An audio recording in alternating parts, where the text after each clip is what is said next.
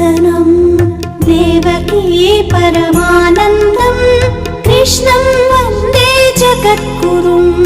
अतसि पुष्पसङ्काशं हारनूपुरशोभितं रत्नकङ्कणकेयूरं कृष्णं वन्दे जगद्गुरुम् कृष्णं वन्दे जगद्गुरुम् कृष्णं वन्दे जगद्गुरुम्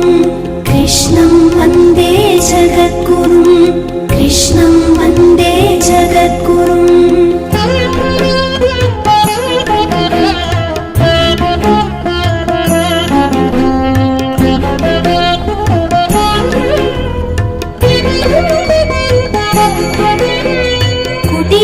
कुटिलालकसंयुक्तं पूर्णचन्द्रनिभाननं विलसत्कुण्डलधरं कृष्णं वन्दे जगद्गुरुम् मन्दारगन्धसंयुक्तं चारुहासं चतुर्भुजम्